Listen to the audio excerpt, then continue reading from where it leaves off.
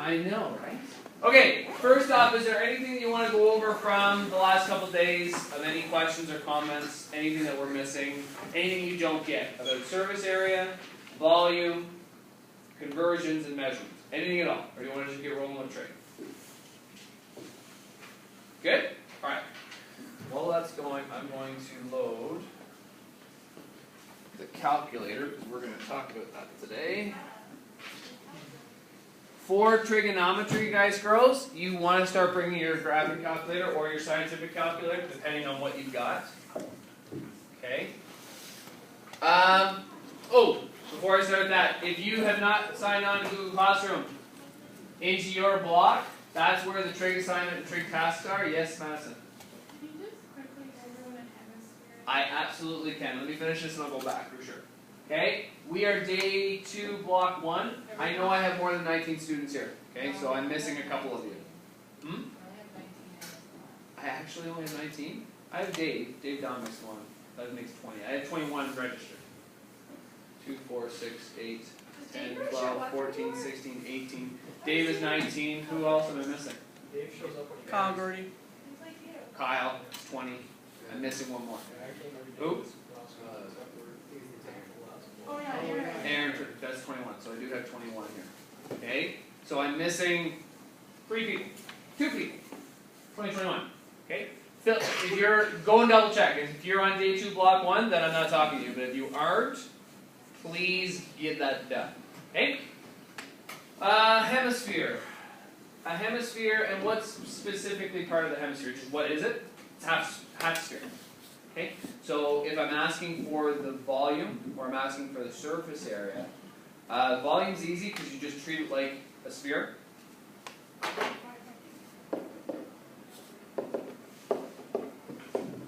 Okay? Volume is easy because it's just 4 pi r cubed divided by 3, but when I get that answer, because it's half of a sphere, what do I do with that entire answer? Divided by 2. Surface area is a little different.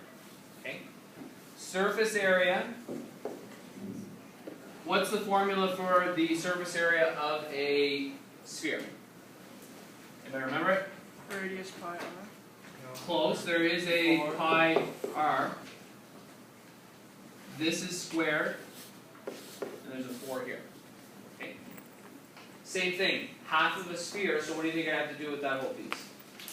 Divide this by 2. So this now becomes 2 pi r squared, right? 4 divided by 2 is 2. But if you notice something, if I have half of a sphere, I'm just going to loosely draw one, or a hemisphere, sorry. What shape is on the top of this hemisphere? Circle. Circle. I have to accommodate that. I have to counter for that, okay? So that means I have to add another piece of the surface area. It's the area of a circle. What's the area of a circle? Pi.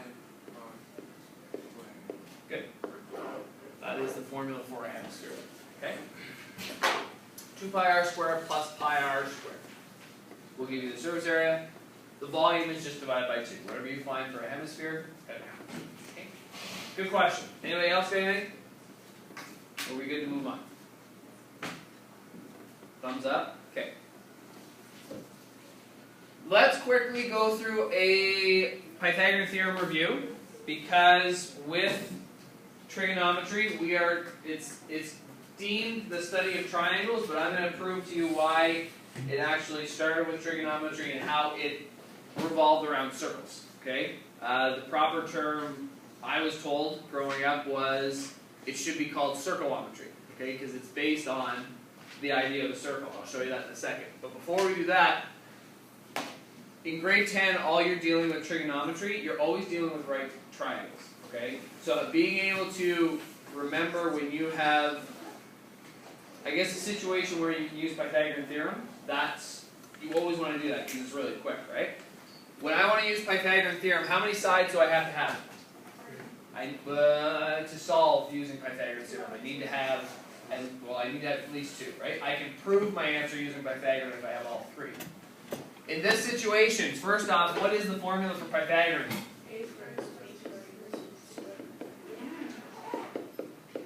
can I manipulate that in any way? Well, let's do this example specifically. If I were to use this one where I have a side of 5 and a side of 7, and I want to find this side, my first step is to label.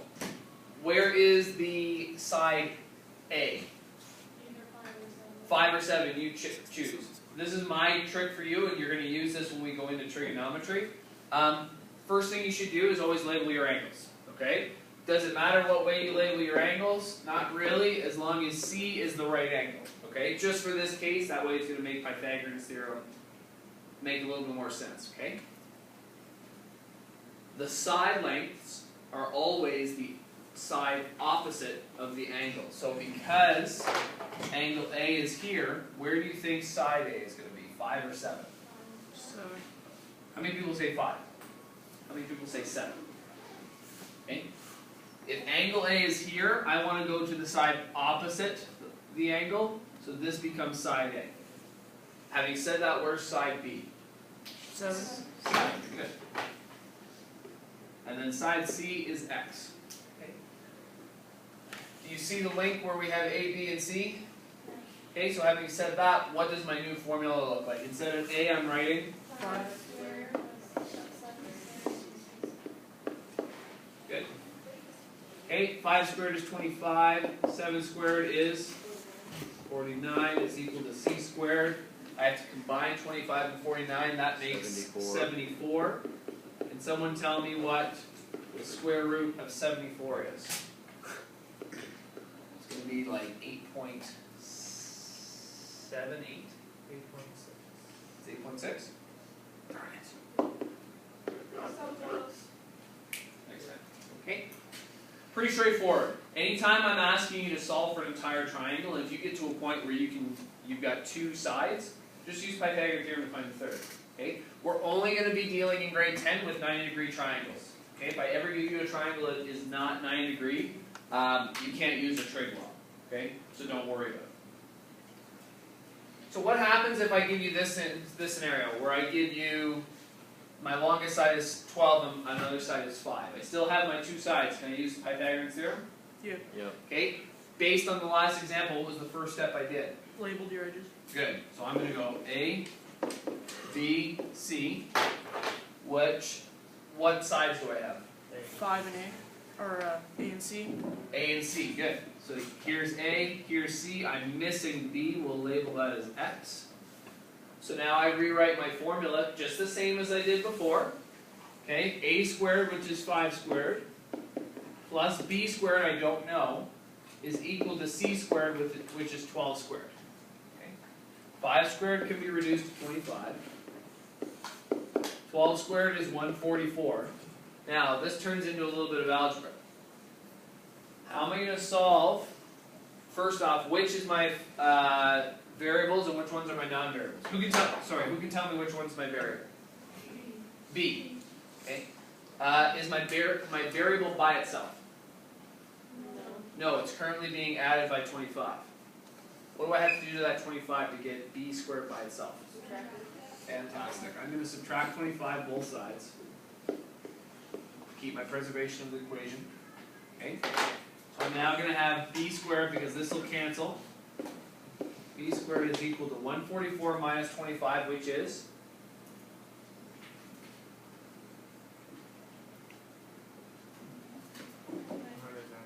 Thank you. How do I get B squared by itself now? I have to square root both sides. This is going to be really close to 11 points. Oh, 10 point something, sorry. So it could be 10.9? Yeah. Okay. Pretty straightforward, hey? Can't you B squared equals C squared minus C Yeah, squared? that's another way to look at it. I essentially did that. By moving this over, I've now turned it into B squared is equal to C squared minus A squared. If you identify that from the start, then you know with this equation that C squared is actually going to be equal to, sorry, not C squared. B squared is going to be equal to C squared minus A squared. If you want to rewrite the formula like that and you identify it, have at it, okay? It makes complete sense. You're still going to do it this way. The only reason I like this is because I started the equation the same way. The only thing I had to do is adjust based on what was given to me, which, if you understand and you know and own your knowledge and your content, that makes sense. Okay? If you want to focus on formulas, that's okay too. Questions on that? Okay. Let's introduce circummetry or trigonometry, okay?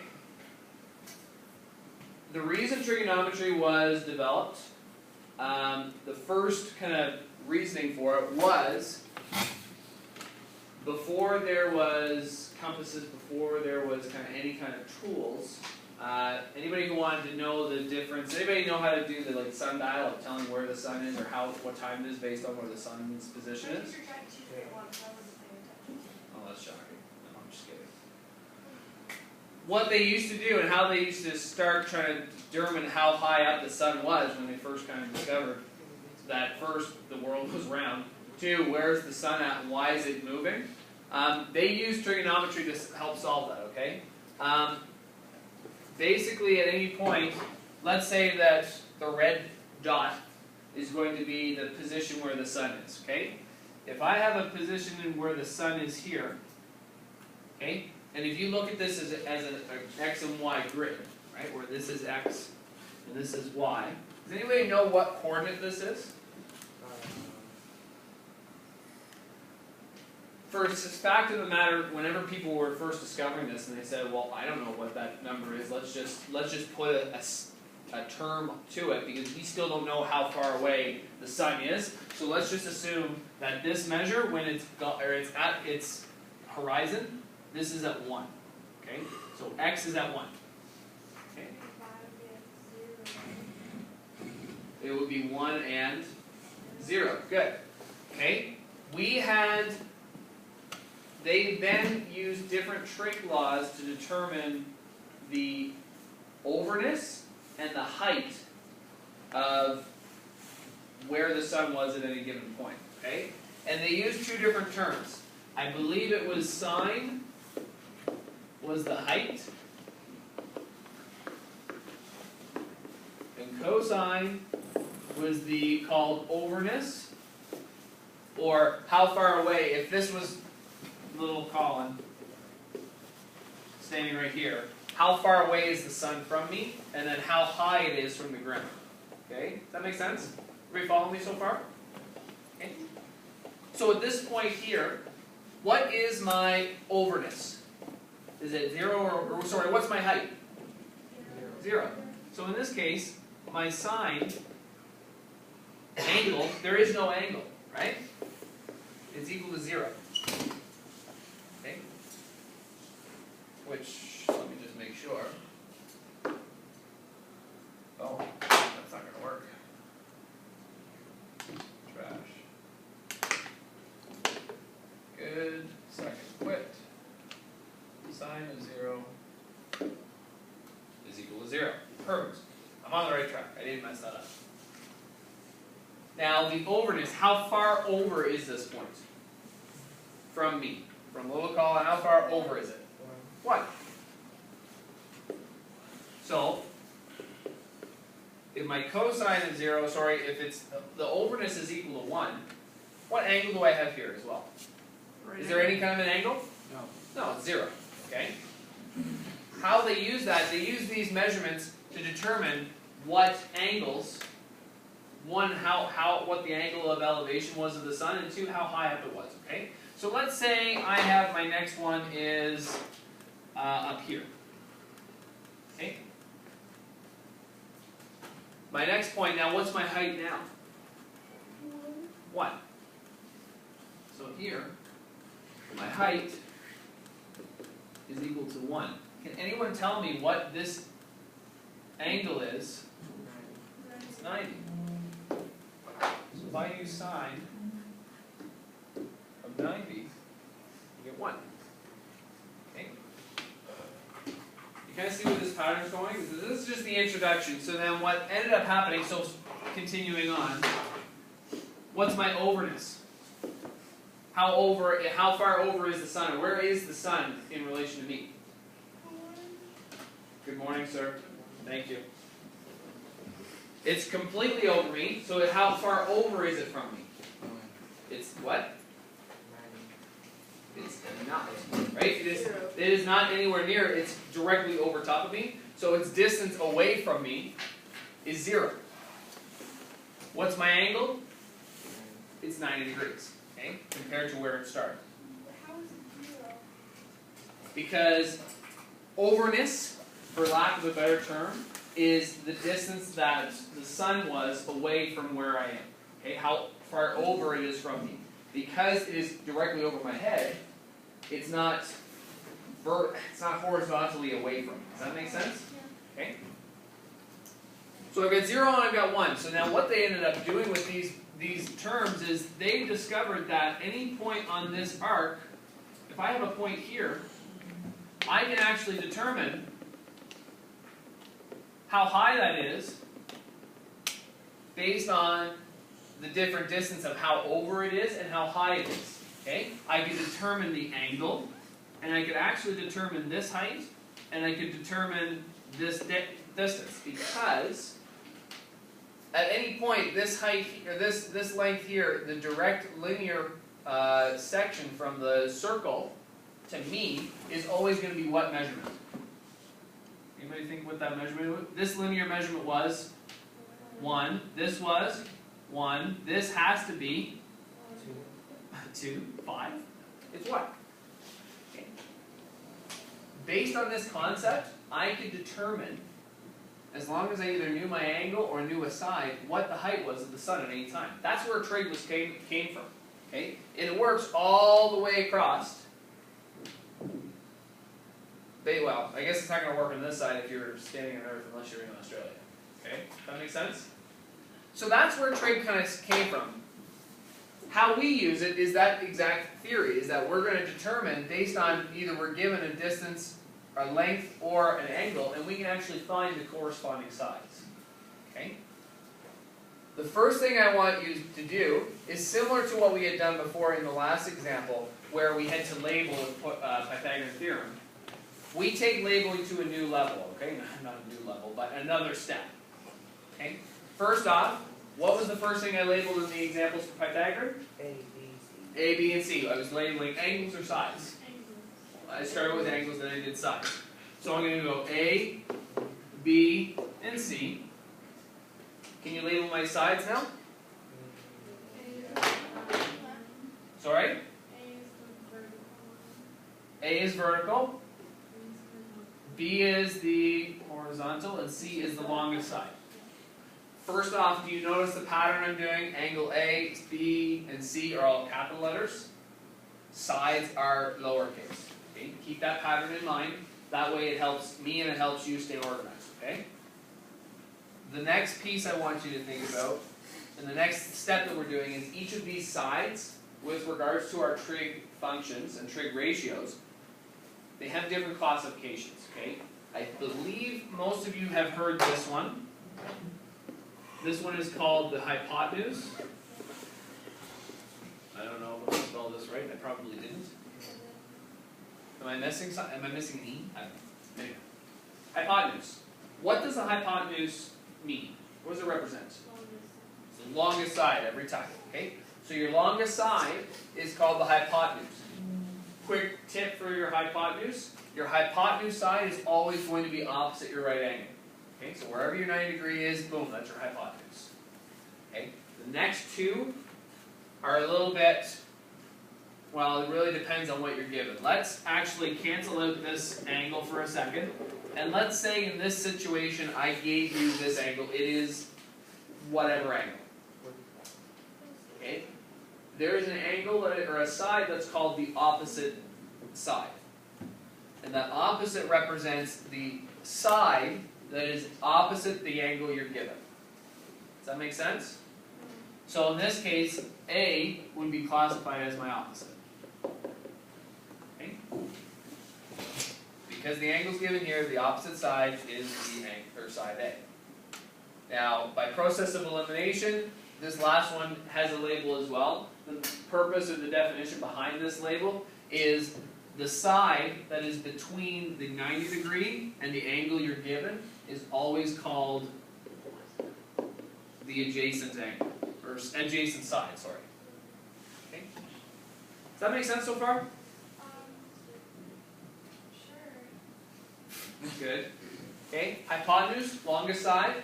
Opposite the angle you're given. Adjacent is always in between the two angles you're given. Okay? We'll give you enough examples that'll help hopefully make sense, okay? So now, let's learn how to use our calculator. So, here are the trig ratios that you're always going to be given. Alright? I would become very familiar with them. Okay? I'm sure you have heard people use the reference SOHCAHTOA. I don't really want to use that because it's a memory thing. I want you to recognize the pattern and recognize the thought process that goes on. But know that you're going to have these ratios, okay? So anytime basically if you're given the opposite side and the hypotenuse side, you're going to use sine law. Okay? If you're given the adjacent side and the hypotenuse side, oh, I did spell it kind of right. I didn't have an H, I don't think. Anyway, you're going to use cosine. And if I use opposite and adjacent, I have to use a tangent tangent function. Alright? Now, I've given you 3 examples on the board of how to just specifically use the angles and how to use the calculator. If you have a scientific calculator or if you have a graphing calculator, this is where you need to pull it out and you need to hold onto it and actually recognize what I'm doing. Okay? For our purposes in Math 10, the first thing that you need to do is you need to check to make sure that you are in degree mode. Okay? There's 2 functions, degree mode, radian mode. For our purposes, degree mode deals with triangles and it deals with actual degrees. If you're speaking about any kind of an angle and you reference it in, like it's 35 degrees or it's 78 degrees, okay? You're in degree mode. Radians is more or less for circles. For our purposes, it's more in the lines of if I have pi r squared or pi over 2 or pi over 3 or just pi. That's when we need to be in radians. So how do you check that on your calculator if it's a similar one to this? Mode, make sure that it's highlighted degree. Okay? That's crucial because if you don't have trigonometry, if you're doing trigonometry in radian in grade 10, unfortunately, that's not going to be, it's going to give you a wonky answer. Yep? There's normal and what? Normal down. So scroll down. It's 3 down, right? Radian and degree. Okay? What you need to do is you need to go over so that the cursor or the blinker is blinking on degree. Click enter, and it for sure will. Okay? Second function, mode, gets you out of there. So now, the big thing to start is that there's going to be 3 terms, 3 buttons on your calculator. Sine, cosine, tan. Okay? Those are the trig functions. Okay? Those are the ways that we use to measure the overness or the height of any type of a circle, or in this case, to determine what angle we're dealing with. Okay? The ratios that they use and where these ratios come from is based on the sides that you're given. Okay, we'll do examples in a second, but right now, I want you to think if we're using the tan of 14, all I'm doing on my calculator is simply putting tan, typing in 14. As long as I'm in degree mode, it's going to give me some form of a ratio. Okay, tan of 14 gives me an angle. A ratio of 0.2493. So what that ratio represents, 0.2493. I'm actually going to give you an example because that number is not going to make any sense to you.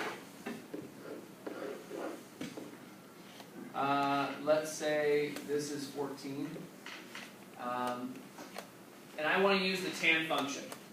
Okay. Based on my trig functions up here. If I go to tangent, what sides am I trying to figure out? Opposite and adjacent. Where, if I give you this triangle, are they in this graph? Or in this triangle? Opposite would be the left side, the 90, and then the adjacent would be the bottom. Fantastic. Okay, so what that point, so if I use, from this triangle, I use tan of 14 is equal to 0.2493. What that represents at whatever length this is, these two lengths are, the ratio I get, or when I divide them together, I get this representation, okay? So for example, let's say one of these sides,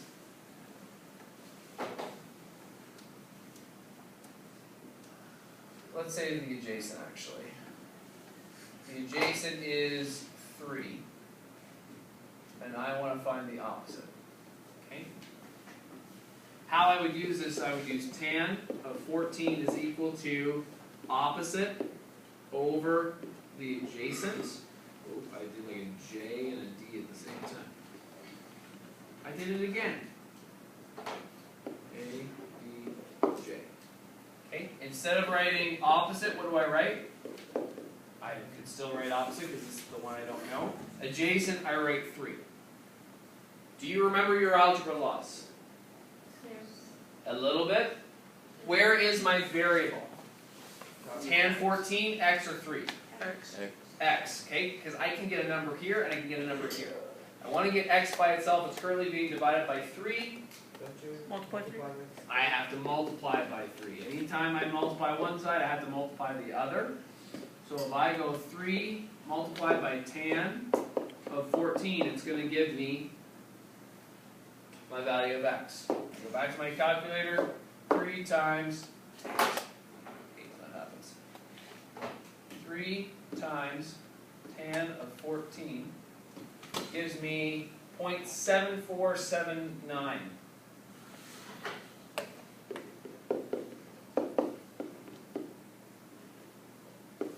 Alright. What that represents is if I take this term and I take the number 3, that gives me this ratio. Okay? That makes sense? A little bit? Yes, no? Okay? So let's just keep going and get used to using these different functions. But what these angles, when you have these angles, is that they give you this form of a ratio based on the angle you're given. Okay? So if I've got cos of 75, I really need to stop doing that. Cos of 75, I'm just simply plugging that in my calculator, so I get 0.2588. Can anybody tell me what the last one is, the sine of 54?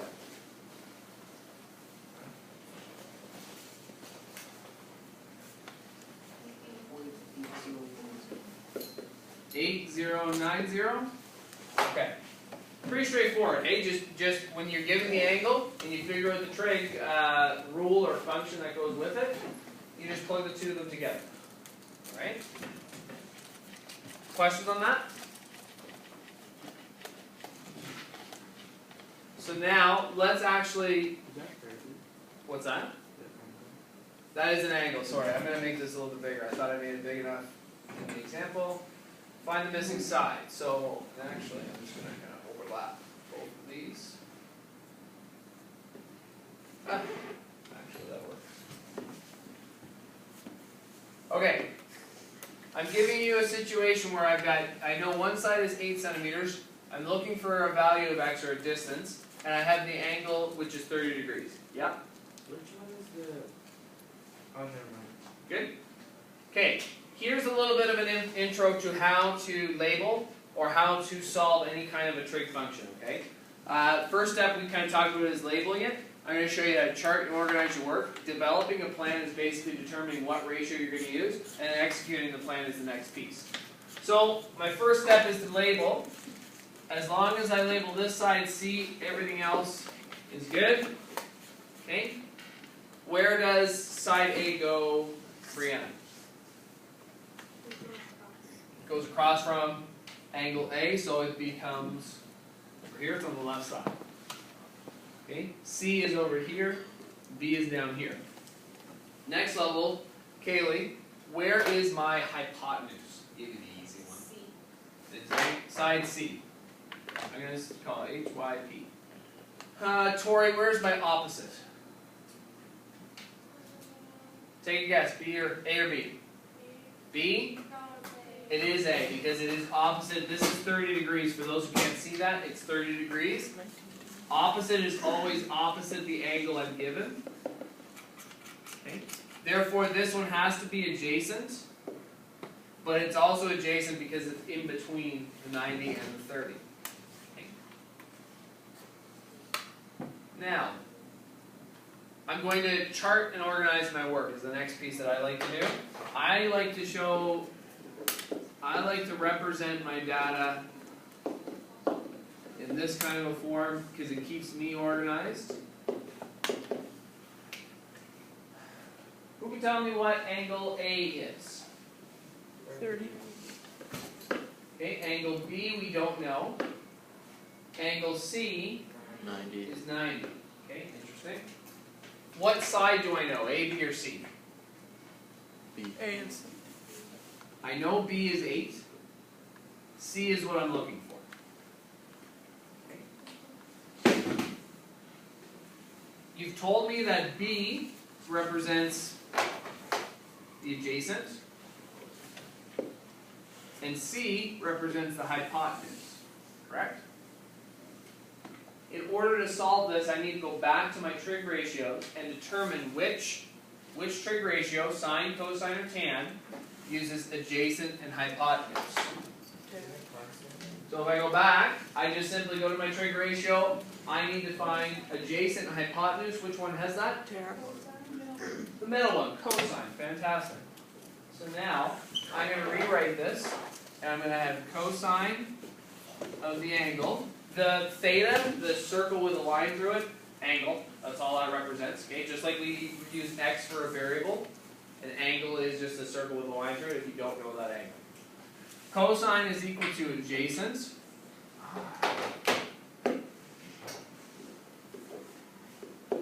over the hypotenuse.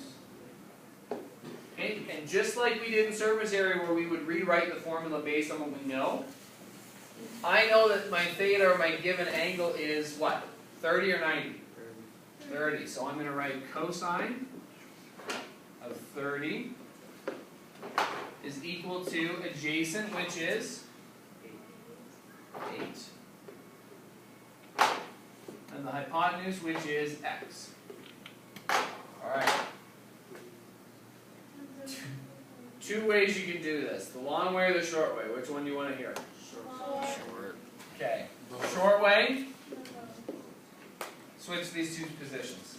Okay. Instead of writing cos 30 equals 8 over x, go x equals 8 over cos 30. Okay. The long way, why you can do that, just very quickly, if I had cos 30 is equal to 8 over x, I need to get x on its own, but also as a full number, not a fraction. So I need to multiply this by x, multiply this by x. So I have x cos of 30 is equal to 8. In order to get x by itself, what do I have to divide by? Cos 30, cancels this. X is equal to 8 over cos 30. Is that the same as I just did? Yes, Tori? Yeah, that was my long way. I'm just sorry. I will back up and show you what's going on. Thank you for telling me that, though. Okay? I multiply by x to get it up in the numerator, right? Because this is currently in the denominator. We don't want that. We want x completely by itself, but we can't use that if it's in the bottom. Okay? So I multiply it by x to get it to the top, and it actually cancels out these x's, correct? Okay? So then I'm left with x cosine of 30 is equal to 8. I want to get x completely by itself. It's being multiplied by cos 30, so I have to divide by cos 30. And I divide by both sides. That's where this cancels out. I'm left with x is equal to 8 divided by cos 30, which is the exact same as this, correct?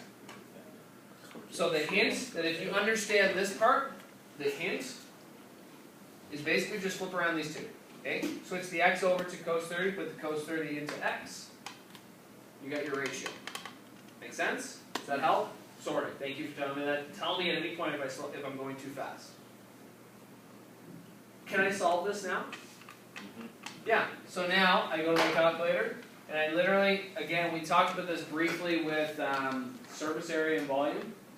Don't be afraid to over bracket your units. So if I wanted to bracket and I want to go 8 divided by, I want to have this bracketed. I want to go 8 divided by cos of 30.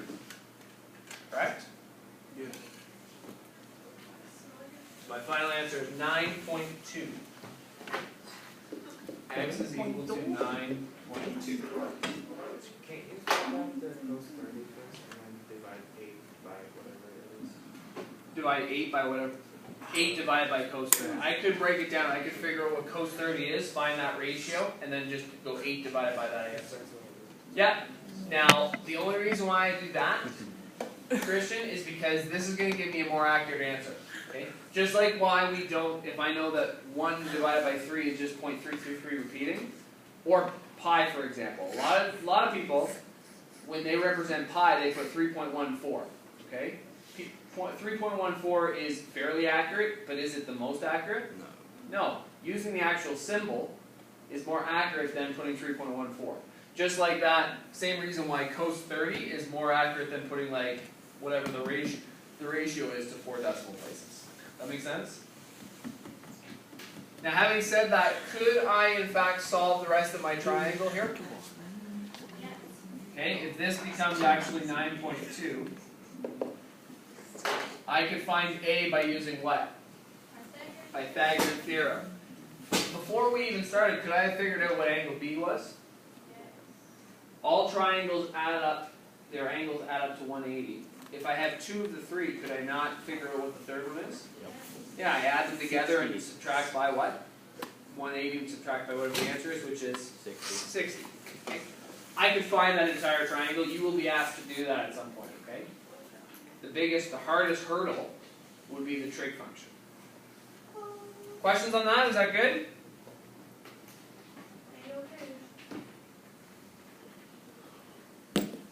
Alright.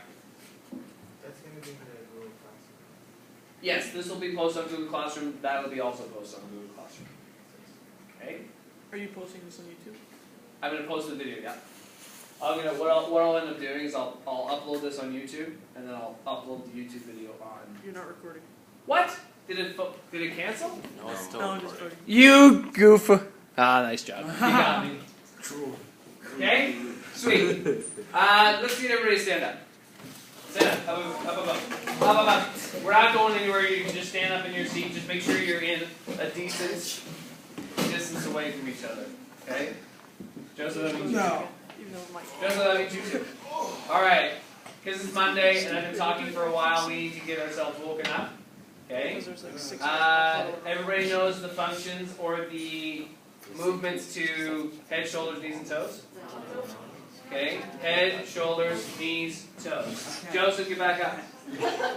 Joseph, get back up. Come on. Okay? So basically we're going up, shoulders, knees. If you get to your toes, you can't get to your toes, just go to your shins. Okay? Except, every time we say that, we're going to the tune of, I don't know what the song is called, but all we're saying is I'm alive, awake, alert, enthusiastic. Why would we lie to ourselves? I'm alive, awake, alert, enthusiastic. Actually, I'm doing it wrong. I'm doing it backwards. Okay? I'm alive, awake, alert, enthusiastic. I'm alive, awake, alert, enthusiastic. I'm alive, awake, alert. I'm alert, awake, alive. I'm alive, awake, alert, enthusiastic. Ready? Skills. Everybody's got to do it at least once, then I continue. Skills. Everybody has to do it once. Okay, so everybody starting low. Ready? And you have to sing along. I'm awake, alert, enthusiastic. I'm alive, awake, alert, enthusiastic. I'm alive, awake, alert. Whoop. I'm alert, awake, alive. I'm alive, awake, alert, enthusiastic. Okay, the goal is that you get quick and it gets Alright, you're gonna see. You weren't even in the shot. I wasn't, that's why I went to that side. Yeah. That's horrible. Saving yourself the embarrassment, right? Actually, you know what you can do? Oh yeah, I was going to upload to YouTube. It's I green. found out how to graph. It's probably the only I dot. don't know how to put in the X. Okay, let's keep going because I want to get this done so you can get a little bit of time so I'm not wasting a whole lot of it. Let's pick one of these two questions. Left or right?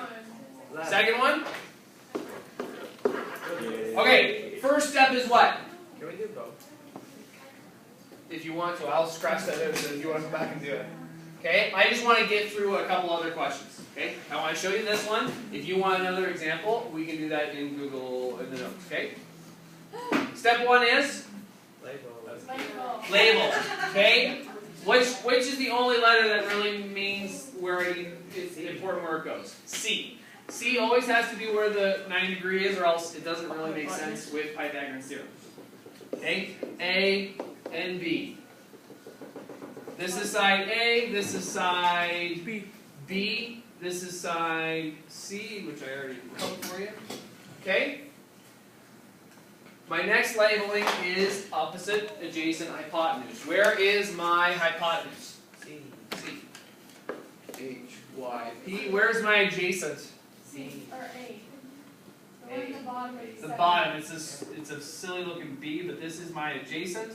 Therefore, this one has to be opposite. Good. Alright. Next is I'm going to do my chart. Angle A, angle B, angle C. A, B, C. What angles do I know? A. Is 35 degrees. C is 90. Side A, 7. Side C is what we don't know. 7 we said was the opposite. B or C was the one that we don't know is hypotenuse. I need to go find a trig function or trig ratio that uses opposite and hypotenuse. Which one does that? Sine. Good. So now I can rewrite that as sine theta is what this is called, is opposite over hypotenuse. Let's fill in what I know. Sine theta, instead of writing theta, I write 35.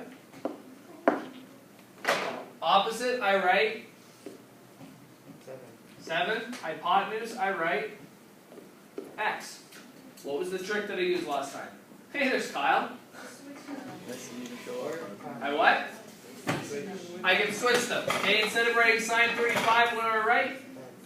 X. I'm going to show that I'm doing that. And then instead of writing x, I write sine 35. How do I solve this answer?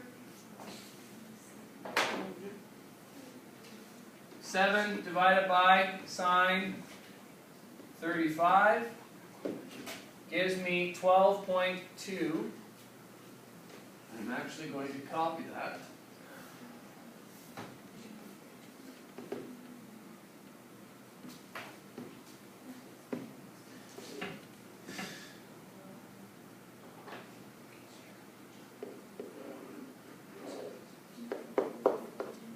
Okay, make sense? No? Where did I lose you, Maddie? 7 divided by sine 35. I go back here. I'm going to get rid of that. 7 divided by sine 35. I'm just plugging that into my calculator. It's now creating that ratio for me. Did I get you there, or was it before that? Does that make sense? It's that simple.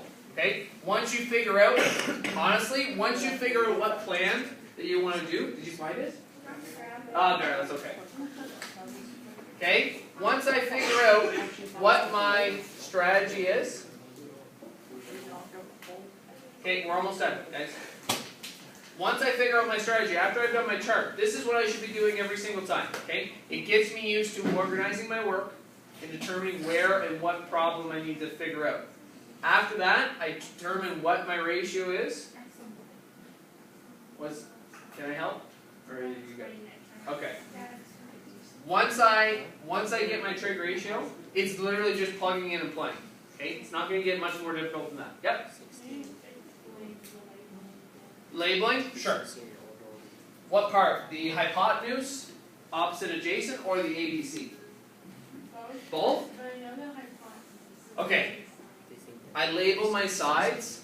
Little a, it's always the sides are always opposite where the angle is. If this is angle C, this is side C. Angle A, side A, angle B, side B. Hypotenuse, you said, is always the longest. It's always opposite the 90 degree. The adjacent side is always the side between the angle we're given and the 90 degree angle. What if we use the angle like here? If it was up here, then this would become the adjacent. Okay, these can interchange. It depends on what you're given. Hypotenuse stays the same because it's always opposite the 90 degree. That's a good point. Adjacent and opposite will switch around depending on where the angle is. Okay, we have been given examples where the 35 is on the bottom. For example, let's say in this one, the 35 was here.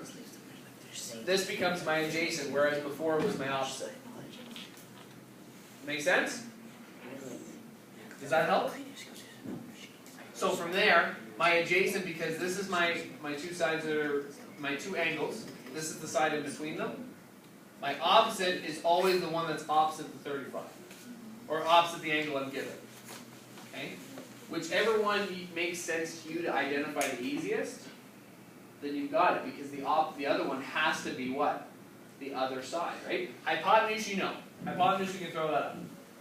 Either you can identify that, okay, the opposite side is always opposite the angle I'm given, or that the adjacent is always in between the 90 and 35, or the angle I'm given.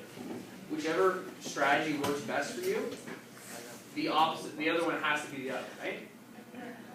How do you decide where A, Doesn't matter. A and B really doesn't matter. The only one that matters is C. I can still put B here and A here. Really doesn't matter. Okay? It's on you and what you want to label. Just make sure to label C. Good? Okay. Let's keep going. Because we also need to do what's called the opposite or the inverse. Okay? There's going to be times where we're finding sides, but there's also times when we need to be finding angles. Okay? In this case, we have all of our trigonometric ratios. Okay? Using these ratios, we can actually determine what the angle is based on what we're given. If we have a trig ratio, just like if I go back to the circlometry here. This part. Okay, remember, I know that my overness for cosine was 1, correct? We know that the angle was what? What's the angle that's given here? 90. No, at this point it's at 0. The angle 0, the ratio is 1, correct? Here's how I represent that. If I go second function, above all of these cosine, these trig ratios, there's above it with the same trig law, except it has a -1 on it, right? Just a heads up, that mic's on, so I'm going to be able to hear that you were talking the whole time. Okay, thanks. Okay? Each one of those trig ratios has a -1 on each one of them. That represents the inverse. So basically, if you're looking for an angle, you're going to be able to use the top part to find it. In the example that we just showed you, we said the overness was 1, and the angle is going to be 0. So if I go second function cosine of 1, I get 0.99 degrees. I don't know why. Oh, it's still cosine of 1. Second function cosine of -1. So there's my inverse. That should give me 0. That represents 0 degrees. Likewise, if I go back and I have my overness is what? At this point, my overness was 0. What's my angle? We know it here. It is 0. no, from here to here. What's my angle? 90. 90 degrees. To prove that, second function cosine of 0 is equal to 90. That process is how we determine each of our angles. So let's go back to the examples that were given. So for the first one, tan of A is equal to 0.7. This 0.7 represents the ratio. Okay? So what do you think I do with my calculator? Second function, tan 0.7 is equal to 34.99. Now here's the thing I like to do just to make it a little bit easier for you. If you're trying to find an angle, round it to the nearest degree. If you're trying to find a side, round it to the nearest 1 decimal place, or 10. Okay? So 1 decimal place for sides, whole degrees for the angle. What would you say this is? 34.55 or 34.99 or what would I write it? 35. Okay? This is for the A. Okay, this would equal 35 degrees. Okay, cos B, cosine of -1 of this ratio, 5543. Same thing. Second function cosine of 0.5543 is equal to 56.3, which would round to 56.33. I would round down, it would be 56. If I was at 56.5, I would say 57.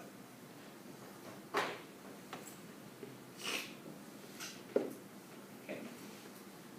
Now, when I have a fraction like this, cosine theta of 2/3, here's where I like the benefit of fractions. Okay, fractions are more accurate or less accurate than decimals? More. Fractions are more accurate than decimals. Okay, these calculators let you keep that fraction. Okay, so for example, if I'm looking for the inverse cosine, or I'm looking for the angle that gives me from a ratio of 2 divided by 3, I simply close that bracket. That's going to give me a more accurate answer than 2/3, which is 0.666666667. Okay, I can't put that in my calculator, or I can't be as accurate. I have to put that 7 at some point. Just put 2/3, it gives you the exact same answer, which is 48.1, or what's it round to? 48. Make sense? Everybody got that? If you need more examples, they're there. Let's try this example. And I think that's all we're going to do today. And then I want to give you time to look at the next task. Here's the example. I've got a skier. He starts 984 meters up. He is traveling 3,514 meters. He wants to find the angle of elevation that he started from. What's my first step? Treat it the same way. Here's angle C. Let's put A over here. Let's put B here. Once I get really good at understanding where my sides are, yeah, Taylor? You've got 10 minutes. Thanks. You get a 10-minute break coming up, right? Thank you. I don't have to necessarily label A, B, and C for my sides. I can just label my trig ratios. So, Zach, where would be my opposite? Which number would be the opposite? Would be the left side. Good. Okay. So I'm going to label this as my opposite, and then this would become my adjacent. Good. And then your hypotenuse is along. And then my hypotenuse is here. Good. Keeping you on your toes. I like that. Okay. Angle A, angle B, angle C. A, B, C. Angle A is the one we don't know. Angle C is always 90 degrees. Okay. Side A is what? Huh? Say it through, Chris, you're right. 984. Okay. And side B is 3,514. Okay. Side A is my opposite. Side B was my adjacent. Who can tell me what trig law uses opposite and adjacent? Tan did. Good. Tan theta is equal to opposite over adjacent. Fill in what I know. Do I know the angle for tan? No, so I leave it as the theta. Instead of writing opposite, what do I write? I write 984. And then I write 3514. Can I put that into my equation? Or into my graph? or my calculator, sorry. Here's the math behind that whole piece that I did. Okay? I want to get, just like when we wanted to get x by itself, we also want to get theta by itself. How we get theta by itself is being multiplied or combined with tan. So we need to do the opposite of tan. The opposite of tan, I'm going to move this stuff, is actually the inverse of tan. So I'm going to multiply the inverse of tan to that side, and what am I going to do to this side? The inverse of tan to that side. What that does is it cancels these guys, and it leaves me with what on this side? Just the angle, and then it leaves me with tan negative 1 of 984 divided by 3014. Okay. Can I put that in my calculator? Does that make sense what I did there? Did that not make sense for anybody? Good? Okay, can I put that in my calculator now? Second function tan, and I can actually put that entire fraction into my calculator. 984 divided by 3,514. Okay, bracket it, click enter, 15.6, which rounds up to 16.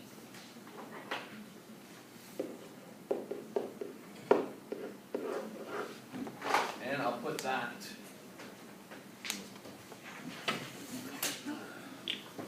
I really need someone to, I should get someone to lower this, hey?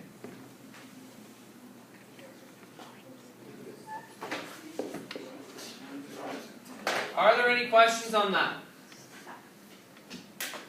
The last one is just another word problem. The next one here is basically trying to solve the entire triangle. But once you have, now that you've done, huh? You want to do this one? Okay. How I would do this is it just that falls into place with whatever strategy I decide to use.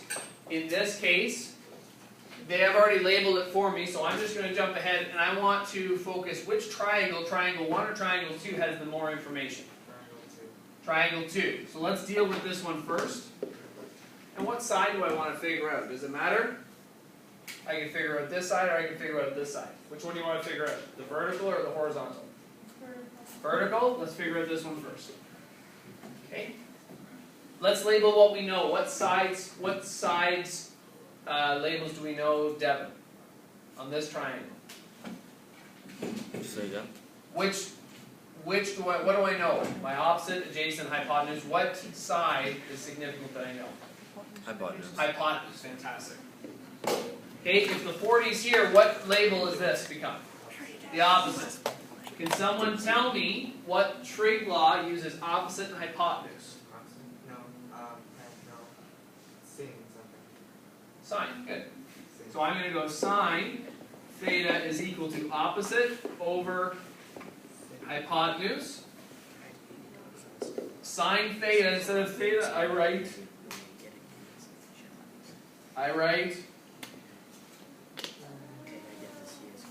I'm losing you, so I shouldn't have even done this one, that's okay. Opposite is x, hypotenuse is 25. How do I get x by itself? You switch them like that.